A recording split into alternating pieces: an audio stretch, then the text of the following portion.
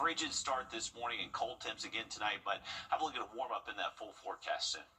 All right, thanks for that, Riley. And with this weather, we're seeing people looking for warmth pretty much wherever they can find it. Your Audrey Dickerber joins us live at 5 from May Park. And Audrey, you can call warming shelters and the nonprofits that run them true lifesavers when it gets this cold. You really can, and it's very, very chilly out here, especially for many people in the community that don't have anywhere else to go, and all they're trying to do is help. Now, you can actually come to May Park, and there's a deputy here that will help you get the right documentation for staying in a city facility, or you can also go to other places for nonprofits such as Augusta Rescue Mission, Garden City Rescue Mission, and the Center of Hope through the Salvation Army. But when temperatures drop, for many of us, we think to grab our bigger coat, but others wonder about having a warm place to stay. The Salvation Army says they've seen an uptick in shelter stays and that they are at capacity, but aren't turning people away, adding cots and working closely with the fire marshal and the sheriff's office to get people help. Many nonprofits have continued to see more of a need in our community, including Open Arms Outreach, who passed out supplies to hundreds of people last week to prepare for the cold. Saw hundreds of people. People lined up to get beanies and socks and thermals. We had hot chili. We did free haircuts. I think that it hit more. I think it hit closer to home for them because we got out there in the rain with them. I think this time of year just brings in a level of desperation and hurt that, a lot of people don't really think about.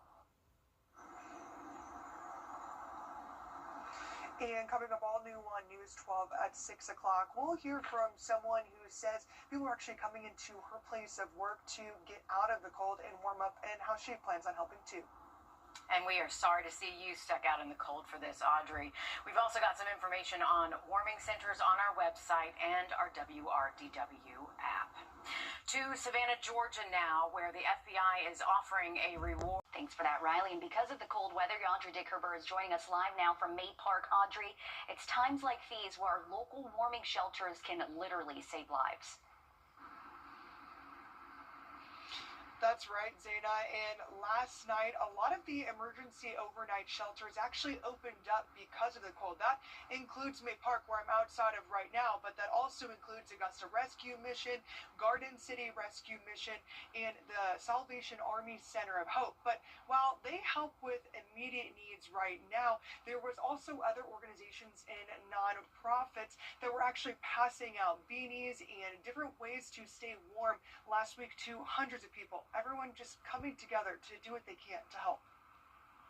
I think this time of year just brings in a level of desperation and hurt that, a lot of people don't really think about. Dropping temperatures and increasing need. Over the last year, there has been a surge in rental and utilities assistance. There is a shortage of affordable housing in Augusta, and the Salvation Army works desperately with our clients and local housing providers to find a home for them. But the colder weather brings more people through their doors, helping people they might not have before. The rules change at this time of year when it gets into extreme cold temperatures, and we are allowed to exceed capacity. We work very closely with the fire marshal. We put out cots. We will do whatever it takes to get people out of the cold and into shelter. Many doing what they can to get out of the cold, even just for a few minutes. I work at Red Crab, and at first when I come to work, they're just setting up a little camp area right behind us, right over there. There's bed, there's a tent and everything. And then a couple of months later, they will start to come inside just to ask for water, which is fine because it's quick. But now that it's getting colder, they actually come inside, ask for free food, and just sit around. But we do have to ask them to politely exit. See more people get help and offer it too.